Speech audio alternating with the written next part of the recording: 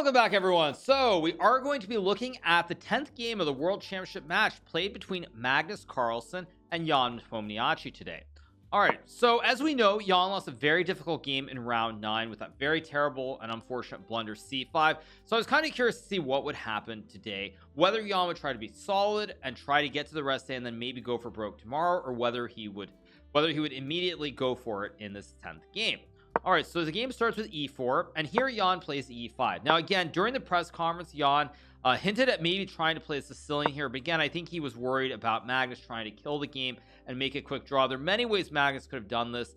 Probably to me, the easiest way would have been to play this move c3. Now in the tour finals, or the New in Chess Tour final event, which happened about 3 months ago, when I was losing in that match to Magnus, I tried to play the Sicilian, tried to create complications, and Magnus chose to play the Alpine Sicilian with c3. I got a slightly worse position. Now I was able to draw at the end, but I was unable to win the game. So Jan chooses not to play c5. Instead, he plays e5 here. Magnus plays knight f3. Jan plays knight to f6, again repeating the Petrov defense. At this point, it's already too late really to try anything. You can play knight c6. Of course, Magnus has played it throughout the match. But white is able to play bishop b5, d4, bishop c4, and at this point it doesn't really make sense, because if you want to be aggressive and try to win with black, your best choice most likely is to play c5 on move 1. So knight f3, knight f6 is played, knight takes e5, d6 is played by Jan, knight d3 here by Magnus, and Magnus chooses to play a much safer variation, essentially deciding that he's happy with the draw here. Knight takes e4 is played, queen e2, queen e7, knight f4, and now knight f6 is played here by Jan. Now this is a little bit of a surprise by Jan. In this position, knight c6 has been played before. There was a very famous game from the 2018 World Championship match between Magnus and Fabiano that continued with knight d5, knight to d4, knight takes e7, knight takes e2, knight to d5, knight d4, and now Magnus played knight a3 here to guard the pawn on c2, knight to e6, d3, knight c5, d4, knight d7, c3, and now after knight to b6 here, Fabiano was able to completely equalize, or actually sorry, Fabiano played c6 first, knight f4, knight b6, and Fabiano was able to completely equalize, and eventually he actually had winning chances in this game. This was a very long end game, but black is completely fine here. So Jan chooses to play knight f6, a little bit different, but again, nothing really changes because queens are going to be traded here on e2 and e7 most likely. So d4 is played by Magnus, knight to c6 by Jan, and now here Magnus went into a deep think. He thought for about 20 minutes here, trying to decide what to play. Now when all is said and done, he chooses to play the move c3, which is a safe continuation. Now what I think Jan was hoping for by playing this knight c6 order here and not playing the line that Fabiano played was he's hoping that Magnus would play bishop e3 here. Now the computers initially show this as being better for white, but keep in mind that in situations like this during a match, the actual objective evaluation of the position matters far less than the match score does. And because Jan is trailing by 3 points, he really wants to try and create complications if possible. So by playing knight c6, he invites Magnus to play bishop e3 here. And after a move like g5, knight to d3, bishop g4, we get a very sharp position, which is not completely clear cut. You go f3, bishop f5, bishop takes g5, and now you have the amazing resource to castle here. And again, computer will give white an advantage, but it looks quite scary. You have no development. Your knight, your rook on the queen side, your king, your bishop, and your rook on the king side are not really developed. And even though white is up a pawn here, black has fully developed. King is out of the center of the board. All the minor pieces are developed. You have rook g8 to maybe attack on the g file as well. And it's not really clear cut whether white is in fact better here. So by playing knight 6, Jan essentially tries to get Magnus to play for the win here and not be content with a draw. But again, Magnus is very pragmatic. One of the things that he's always been very good at, in fact, is keeping the situation under control when he's ahead in the match. So after knight c6, he plays pawn to c3 here, and Jan plays d5, and now Magnus plays knight d2. Again, black can't really avoid the trade of the queens here. If he plays bishop e6, white can very simply take, and after f4 here, followed by g3 and bishop h3, black is gonna have this very weak pawn on e6. A sample line would be something like castles, g3, rook to e8, and now after bishop h3 here, say black plays a move like queen f7, castles, bishop d6, rook e1. White is doing very well here. Eventually he's going to be able to play knight f3, knight g5 maybe, or even knight to e5, and this backwards pawn at e6 is always super weak, combined with the lack of pawn breaks here in either center or on the side of the board. So after knight d2, Jan plays knight to d8 here.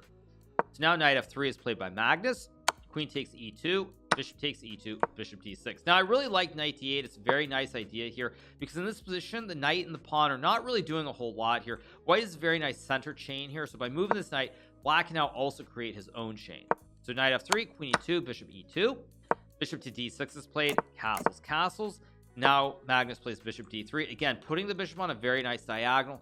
For example, say white plays a move like g3, just a random move, not like it's good or bad. Black can go bishop f5, and black now has bishops on both the optimal diagonals, whereas white's bishop on e2, it sort of aims this diagonal towards a6, but it doesn't do anything else. So Magnus goes bishop d3, again trying to mirror the bishop on d6, but also have his own really nice bishop on this diagonal from d3 to a6 and d3 to h7. So rook e8 is played here by Jan, rook to e1 by Magnus. And again, very dry, very simple. White really does need to exchange the rooks because if white plays a move like bishop d2, now after a move like bishop g4, you kind of have some problems with the knight on f3. You're not really able to move to the center of the board because you would just lose a pawn. If you play a move like rook to e1 here, after bishop takes f3, rook e8, knight e8, g takes f3. Black can actually trade on f4 and go knight e6, bishop g3, g6. And even though white has the bishop pair, black really has no weaknesses. He's going to play c6, create a nice pawn chain.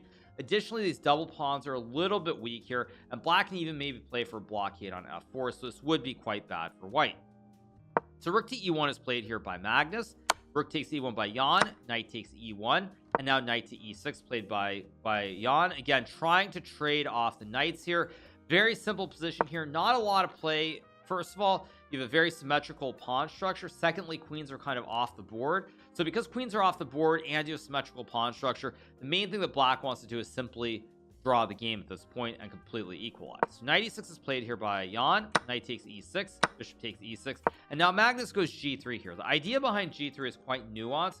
If you look at this position before g3, the knight on e1 looks a little bit weird. It doesn't look like it has great squares. Maybe you can go to c2 and e3, but that doesn't really target anything. So Magnus comes up with the idea of playing g3, and the idea here is to go knight g2, bishop to f4, and put a knight here. So for example, say black plays a random move like a6, knight g2, let's just say b5. After bishop f4, knight f4, white has a great knight on f4 that targets both the bishop on e6 and the pawn on d5 here. And so this knight is optimally placed, where say you put the knight on e3, for example, let's say the knight goes here, your knight is targeting the pawn on d5, but that's it. Whereas from f4, there's much more stress on the position because you're attacking both the bishop, which guards the pawn, and the pawn itself at the same time. So after g3, Jan plays a very nice reply. He plays g6 here. And again, one of the important things is that in a position like this, if you haven't played a lot of similar openings with this pawn structure, you might be unfamiliar with the idea here. And it is the best idea, by the way, which is black now also wants to mirror with knight h5, g7, and bishop f5. So now again, why do I talk about openings or needing to play many different pawn structures? So we go back to the very start. There's another opening that has a very similar pawn structure, which is in the Berlin defense of the Ruy Lopez. I will just go through the moves pretty quickly, you guys. Rook e1, knight d6, knight e5, bishop e7, bishop f1, knight f5, knight f3, castles, d4, d6. There are a lot of variations, like say bishop f4, bishop d6, trade, c3, where black goes g6 here, and it's the same concept. After bishop d3, knight g7, you'll notice that the pawn structure is essentially the same here. All the pawns are more or less placed exactly like in this game, and black still plays for this bishop f5, and knight takes f5 idea with the knight from g7. So now if we fast forward to the game, if we go back to the game and we fast forward here, when we get to this position after g3, by playing g6, you'll notice the pawn structure is very, very similar. It's almost identical, in fact. And black now plays for knight h5 and g7, understanding that if black can get rid of this bishop for this bishop, it will be very good, because the bishop on e6 here is very, very passive, whereas the bishop on d3 is perfectly placed. So both sides are trying to get rid of the opposing bishop that is perfectly placed. So here after g6, knight g2 is played by Magnus, rook to e8 is played by Nepomniachtchi.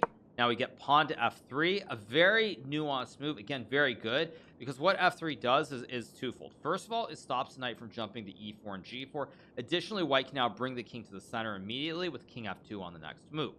So knight h5 is played here, king to f2 is played by Magnus, c6 played by Jan, trying to solidify his center here, creates a chain of pawns. Really no reason to rush with knight g7 even here, because you have plenty of time. So it's a very nice, simple waiting move, which improves your pawn structure. So g4 is played by Magnus, knight to g7, bishop f4, again trying to trade off this nice bishop on d6, bishop f4, knight takes f4. Now, initially, when I saw this position live, I thought maybe Magnus has a slight advantage. Great knight on f4. You don't have bishop f5 because the pawn on g4 prevents it. So white should be a little bit better because the knight and bishop on d3 and f4 are better than the knight on g7 and the bishop on e6. But here, Jan, returning to form, finds the best continuation, which equalizes instantly.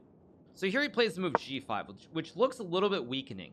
But after g5, knight e2, he goes f5. Again, trying to play and break up this white pawn structure. Additionally, after playing g5, the knight is no longer on f4, so it can no longer target the bishop on e6 and the pawn on d5 here. So f5 is played. h3 is played by Magnus. Now, you're probably asking, well, why is this a great move? So what's the reason it's so good? Well, the reason it's so good is because you're really simplifying immediately. Whereas, say you play a move like, let's just say king f8 here. After white goes h4, black is going to have problems on the king side here because white can play h5, maybe rook h1 as well. Say you go like a6, rook h1, king e7, h5. White is threatening to open up the h file. The bishop is really aiming towards the pawn at h7 and it's a little bit unpleasant. Probably black can still draw with perfect play, but it's getting to the point where black is going to suffer. So by playing g5 and f5, immediately black tries to trade off pawns on the king side here, and white can't really get a great setup. So Magnus plays h3, hoping that Jan will trade, because after fg4, hg4, capturing towards the center, of course, which is the best way to capture, that white can go rook h1 and target the pawn on h7 here. But Jan plays king f7 instead. Very good move, keeping the tension. If white ever trades on f5, black is a little bit better. The pawns are still connected on g5 and h7, whereas the pawns on f3 and h3 are split here. So after rook h1 by Magnus, the idea again to play h4, Jan plays h6. Very, very good move, because now if you play h4 after fg4, bishop g4, the pawn on g5 will be protected. Whereas if you don't play h6, say you play a move like a6, h4, f takes g4, white can now play h takes g5. You no longer can capture, and your pawn on h7 extremely weak, so you would be in some trouble here. So h6 is played by Jan. Now f4 is played by Magnus. F takes g4, h takes g4. Kind of just really hoping to open up position, maybe get a tactic here. But Jan gives Magnus no chance. He takes on g4, rook takes h6, and now bishop f5. Very important move here. On first glance, you might think, well, bishop takes e2, bishop takes e2, g takes f4, and maybe black is a little bit better here. However, if you play bishop takes e2, there's a very nasty tactic with bishop to g6 check, rook guards the bishop, and after king g8, bishop takes e8, knight takes e8, white can just take the bishop on e2, and after gf4, king f3, white will capture the pawn, and the rook is much more valuable on h6 than the knight on e8. So bishop f5 is played here by Jan, and now Magnus chooses to just simplify on the spot. He takes on f5, knight takes f5, rook h7, and now here Jan plays knight g7. Important move, by the way. You do not go king g6 because after rook takes b7, white is now up a pawn here, and even though black probably still can hold this with knight to d6, it's definitely not what you want to do at this point. You're just ready to make the draw and get out of dodge. So after rook h7, knight g7 is played. By the way, one other point, not rook h5. This actually looks like a great move, because if black pushes the pawn or black captures, you always lose the knight. So you think, well, you're going to win the pawn on g5 next move because black can't push it. Say king f6, just rook g5. If you play rook h5, however, again, there's a very tricky tactic with rook takes e2, king takes e2, knight to g3, forking the king and the rook, and after king f3, knight h5, you can take on g5, but after a move like knight g7, black should be able to pick up this pawn on g5 eventually and win the game. So rook h7 is played, knight g7 here, and now Magnus takes, and Jan plays king g6, breaking out of this pin, and additionally guarding the knight, but also attacking the rook and the pawn at the same time. So Magnus has no choice but to move his rook away to h3. King takes g5 is played here, and now rook g3, king f6, rook f3, and the rest of the game really doesn't need much in the way of explanations, because again, you'll notice this pawn structure is completely symmetrical, and there only are rooks and knights on the board, so this is completely drawn. King e7, knight f4, king to d6 is played, knight to g6, rook e6, knight e5. Now here there is one little threat, which is if white can get rook f7, you might have a lot of problems, because the knight on g7 and the pawn on b7 and a7 eventually will become very weak. And there's also a threat of rook d7. So say you play a move like what's a possible move? Say you play a move like a5, rook f7, you still have rook e7 to draw, but let's just assume that doesn't exist for a minute. After you play a move like knight e8, white also has this idea with rook d7, which is a nice checkmate as well. So knight e8 is played here by Jan, understanding that now on the infiltration with rook f7, you can go rook f6 check and simplify even further. Rooks have to be traded, and and after rook f6, knight f6, king e3, Magnus offers a draw here. Again, symmetrical pawn structure, only knights on the board, neither side really has much of anything, so a draw is a very logical and a reasonable result for both players.